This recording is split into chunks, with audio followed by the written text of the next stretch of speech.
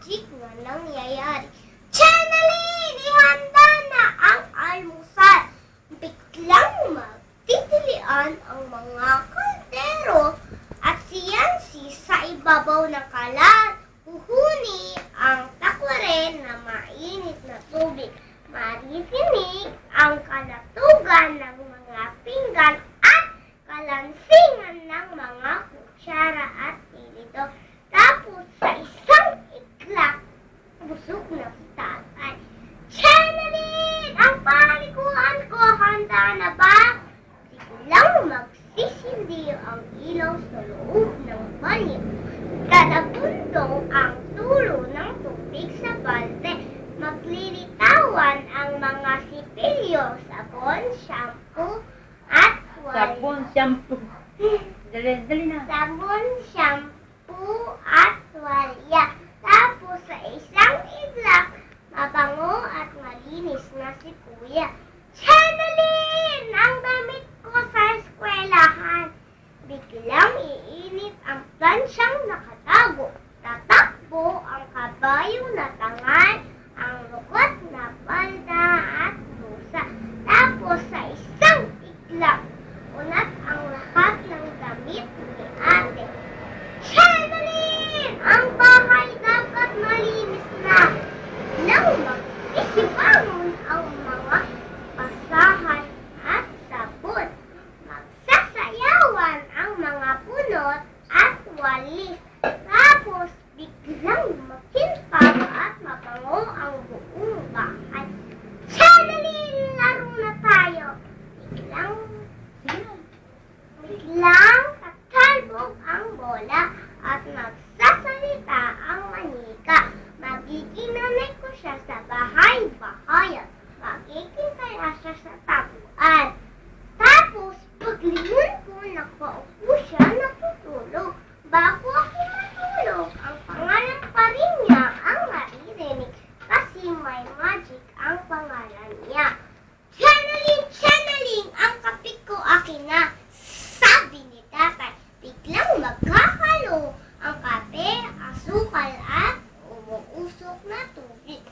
Channeling! Ang sapatos ko! Relo ko nasaan na? Tanong ni Kuya. Magsisilabas ang mga sapatos at relo mula sa kung saan. Mula sa kung saan.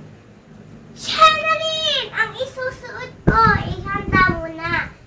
Tili ni Ate. Magrarampahan naman ang mga pantalong, palda, blusa at medyas. Channeling! Ang pinagkainan hugasan mo na.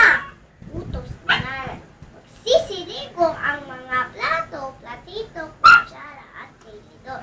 Basta tatawagin mo ang pangalan niya, mayroon nang iniinom. Si tatay sa kwarto. Nakita na ang nawawalang gamit ni Kuya. Handa na ang damit ni ate para bukas at malinis na ang gamit sa kusina ni nanay. Kapag ako na ang tatawag ng Channeling, papasok siya sa maliit kong kwarto.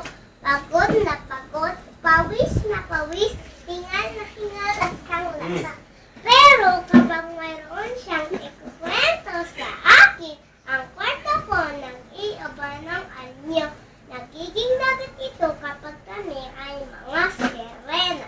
Nagiging kastilyo ito kapag kami ay mga princess.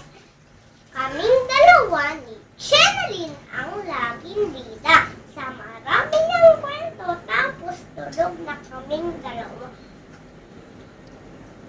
Isang umaga, nagkagulo sa loob ng bahay. Ilang beses nang tinatawag ang pangalan niya, pero walang nangyayari. Channeling! Channeling! Sabi ni tatay. Channeling! Channeling! Tanong ni Kuya. Channeling! Channeling! Sigaw ni ate. Channeling! Channeling! Sigaw din ni nanay. Channeling! Channeling! Tawag ko. Pero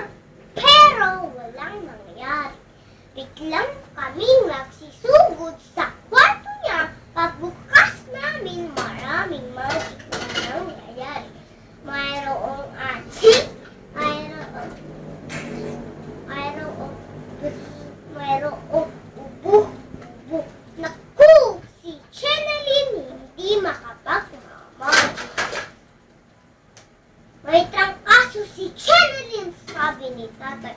Dali-dali siyang pumunta sa telepono. Bumulong-bulong si tatay sa hawakan. Tapos sa isang iglap, biglang dumating ang doktor. Pumunta naman si nanay sa kusina. Naghiwa-hiwa siya ng karne ng manok at ng gulay. Hinugas-sugasan niya ang mangga at dalaghita at nagtimpla-timpla siya ng tsaa at tuwing sa isang iglap may pagkain kaagad para kay Cherilyn. Dapat tayo muna ang maglinis ng bahay. Sabi naman ni na kuya at ate. Nagbunot ng nagbunot si kuya. Nagwalis ng nagwalis si ate. Naglaba ng naglaba si kuya. Nag-ayos ng nag-ayos si ate. Tapos sa isang iglap, biglang natutong maglinis ng bahay sila ate.